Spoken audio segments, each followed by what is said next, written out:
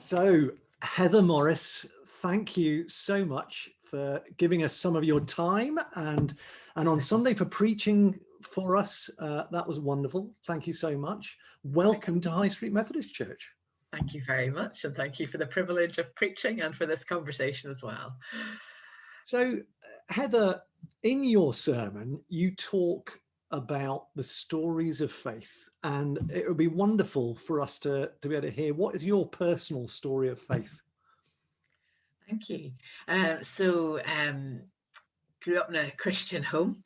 My dad is a Methodist minister, and I am one of those people who can't remember a time when I didn't know and love Jesus, and certainly can look back to times growing up when that faith became real or more real in different ways. Those decisions that you make that are pivotal and in which you sense the Spirit at work. So my experience of relationship with Jesus has been a gradual growing one rather than a sort of stark before and after. And I will confess to you that for a long time, that really bothered me. I wanted to have the story to tell that was dramatic, and it felt less than adequate sometimes that I didn't have that story. So part of my story is actually being comfortable in the huge diversity of ways which God continues to work in the world, and in the huge diversity of ways in which God through Christ makes himself known to human beings who are so deeply loved.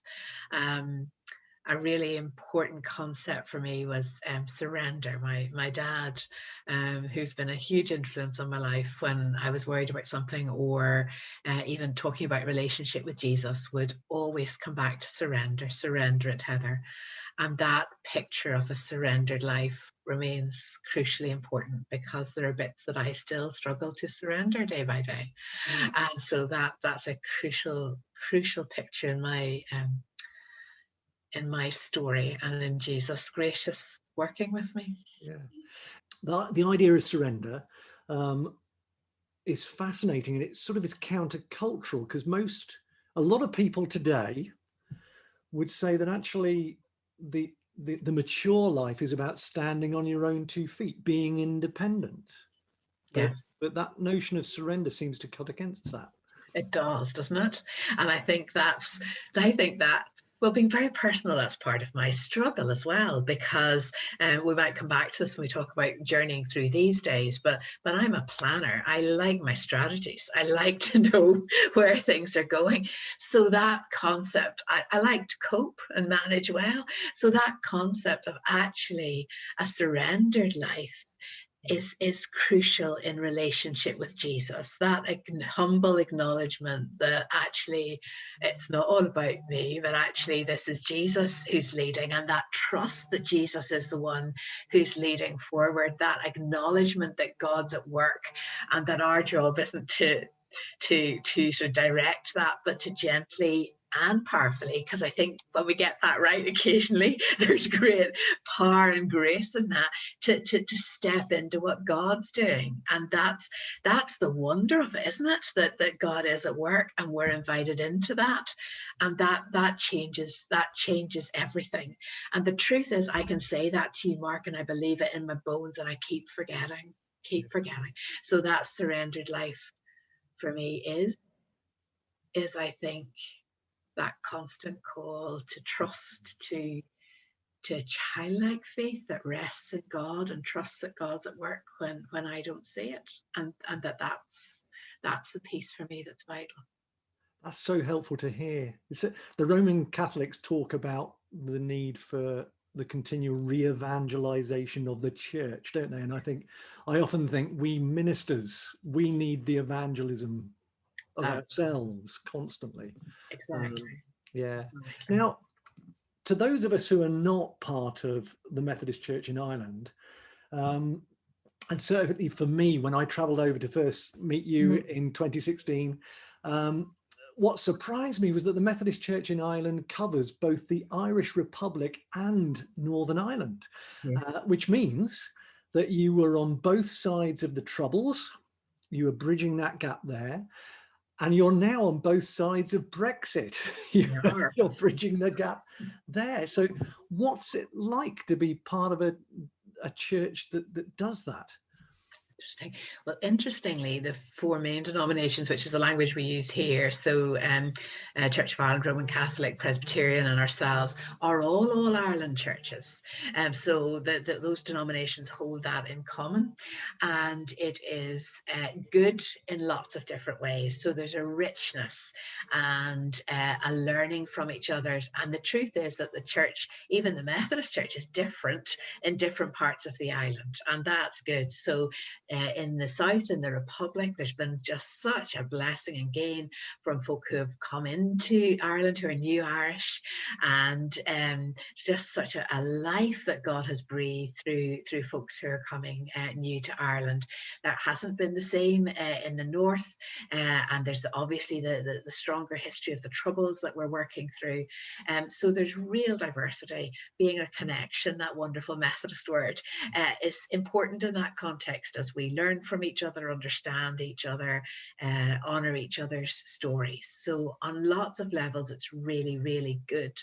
And there are lots of practical difficulties. So Brexit's unfolding, so we'll see the extent of how that works out. In terms of coronavirus, I mentioned this in the sermon, different regulations in two parts of the island, but you know what that's like in the Methodist Church in Britain, and just navigating those differences.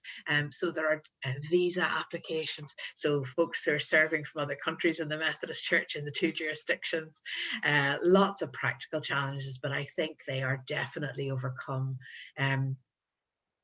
by the witness that is actually among the churches, and also by the benefits of that sort of diversity, which of course isn't just north and south, it's east and west as well, and all sorts of different diversities that we travel on together in. Yeah.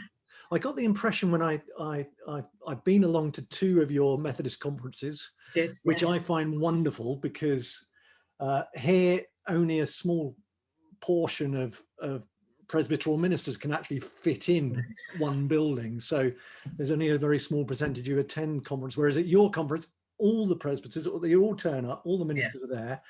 But one of the things that struck me is when it comes to the new president being prayed for, it's an ecumenical gathering. There are it's not just Methodists there praying. There's a fantastic relationship,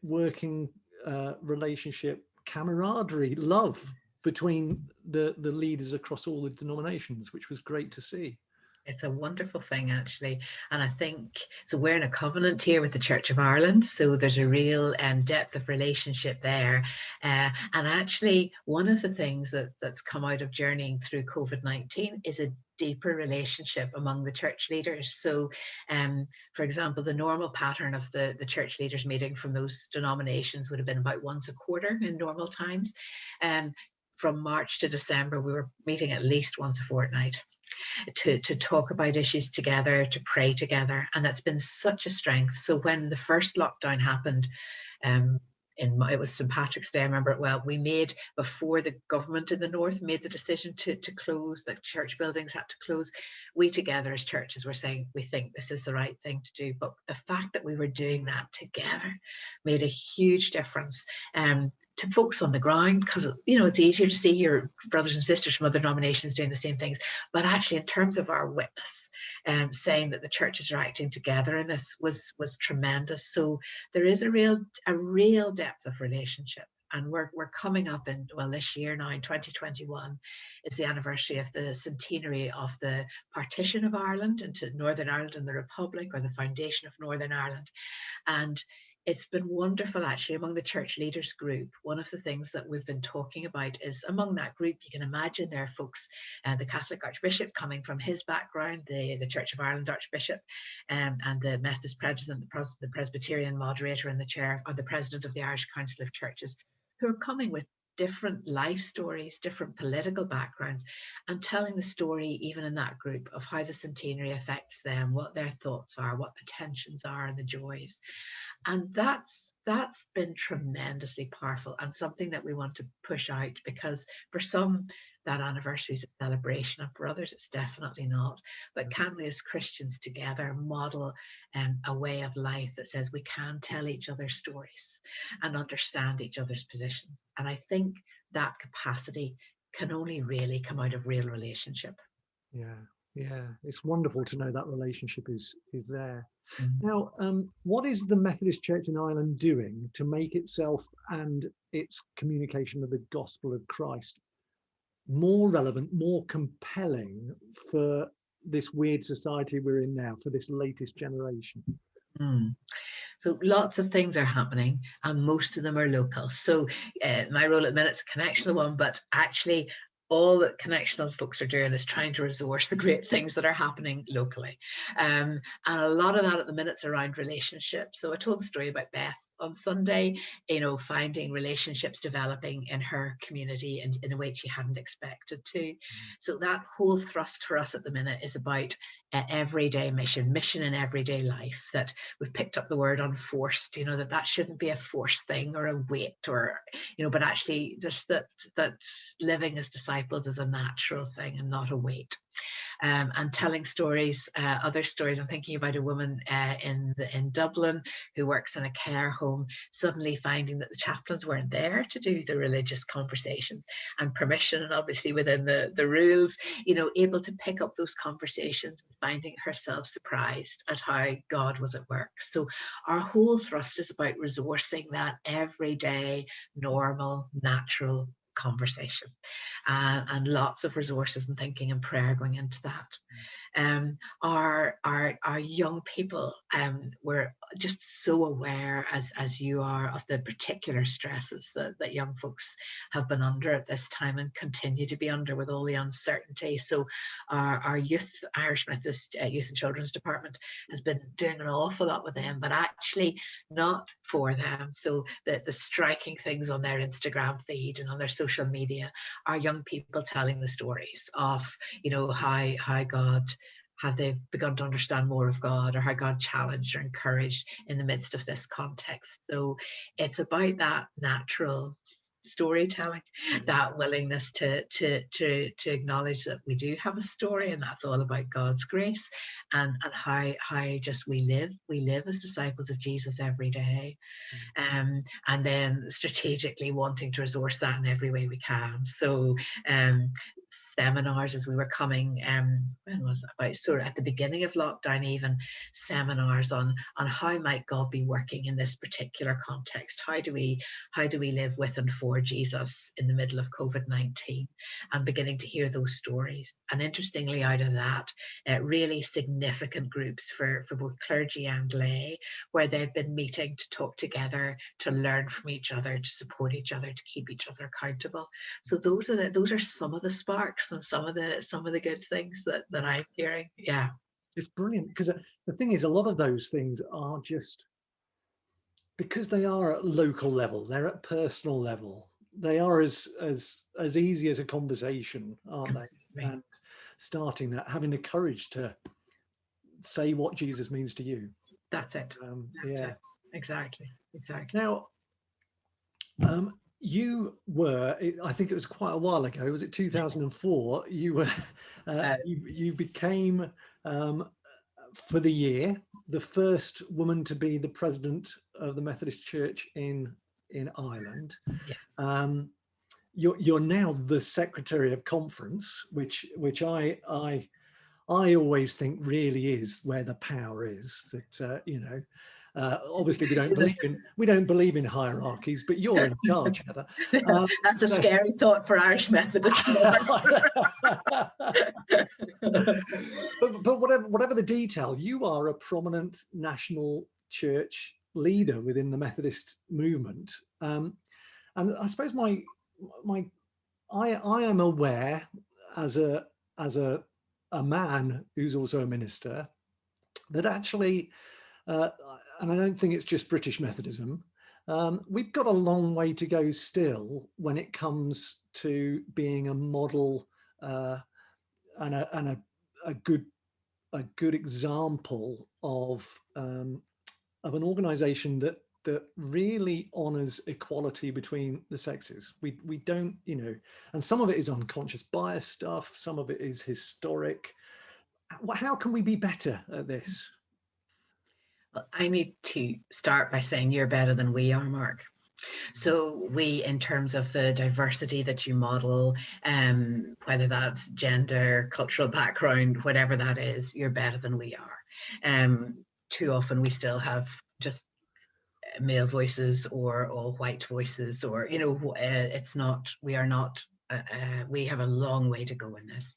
And my brother in Christ and good friend Doug Swanee, the connectional secretary with you, rightly keeps me going about this. And when I defensively say, well, you know, no women applied for that role, he just says, well, there's something wrong with the system then. You shouldn't have no women applying. So there are systemic issues that, and I'm so grateful for that, systemic issues that we need to think about. But I think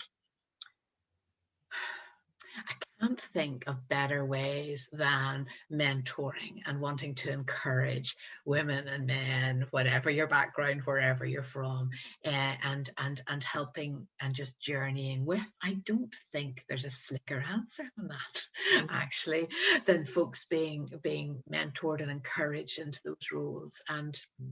And we've a program at the minute in the Irish Church called Ambassadors, where young people shadow folks in different roles in the life of the church, and it's just lovely to see those folks developing. Now, the danger in a program like that is that people replicate the patterns, including the mistakes that we are modeling. So we don't want it to be narrow, but those sorts of sort of models where folks can be encouraged. That's what happened to me, I think, back and sitting at 15 on committees and not saying a word for probably years because I was too scared, but folks hanging in there with me, helping me, giving me opportunities. And I do think that that's where things begin to happen, alongside that alertness in terms of balance. And that's not just, in my view, a sort of political correctness. It's actually saying we're better when we're diverse, and we're hearing different voices, and when we can model,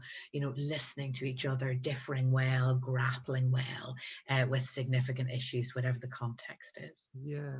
And there's maybe in this, there's an element of being willing to give away our power, you know. So is it about, so alongside that mentoring, being able to say, well, actually, when the right time comes, I'll give away my power to give this person an opportunity to serve in this way, to develop this ministry, rather than holding on to things.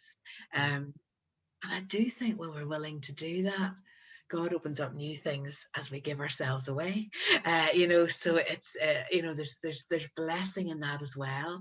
And I think, I wonder too how we work together to be a church that people of every demographic and every background want to be part of, want to invest in, you know. And there's something there as well, isn't there, about, you know, not, it's Martin Atkins, I think. I remember a quote that stuck with me, you know, that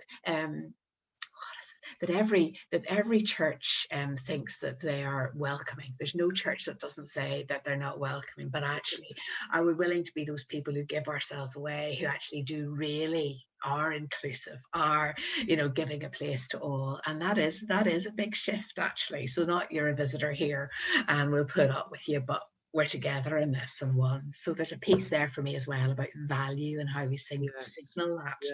Yeah. Now, final question. From your position of national church leadership, what you've got an overview of a lot of stuff that's going on. What most excites you, and what most fills you with hope for the future? I think that what excites me is the examples of creativity that we see in local churches. So folks responding to this in such different ways, you know, realizing, well, even moving online, but, you know, creative beyond that. When I see examples of Sunday schools who are sending out little packs to tiny children, you know, just so that they feel connected, that creativity and imagination. A youth leader who I was listening to a wee while ago who talked about, you know, praying with online young people. We have a transfer test at 11, although it's cancelled this year, but praying with a young person who was anxious about that and doing that online, seeing how, so lovely resources, online nativities, all those things that we've seen, that creativity, which speaks to me of a creative spiritual imagination. And we've been praying about that spiritual imagination, because God needs to spark our imaginations about how God wants church to be different, far beyond pandemic. And we're not going to do that in our own strength. That's a vision that only God can give. So actually, in the creative responses to this, I think there are indications of those seeds beginning to grow, and confidence beginning to grow. I think the other thing that excites me is we've changed really fast in lots of different ways. Now, none of us who are used to traditional denominational church thought that one of our strengths was rapid adaptive change, but look at us. We've done it. Now there's a hope for the future. There's a report came out recently on how churches in Ireland had responded to the pandemic, and we're pointing to the role that the district superintendents have had here. Now that was a radical decision that lots of people differed with, that has had huge cost, but a radical decision now God using. So, and I think that gives confidence then, because together we feel, maybe there's something stirring by the Spirit of God. So I think there are signs and glimmers in the midst of what is a really tough time as we all feel our way. I'm thinking a book that somebody pointed to that I found really helpful. It's called How to Lead When You Don't Know Where You're Going. And it's about leading through those liminal times, those times when something old is finished, but we don't know what the new looks like yet. And what's the leadership task? And I think that the task of Christians in that liminal time, and the writer Susan Bowman's talking about presence with God and relationship with God, about steadiness, about taking discernment seriously, not just saying we'll discern the way forward and then writing out our plans, but actually really discerning. Yeah. So I think there are lots of lessons in this time that I think that God will continue to use as the days and weeks and months. Yeah. Well, Heather Morris, thank you so much for giving us your time and your wisdom and being prepared to answer my questions.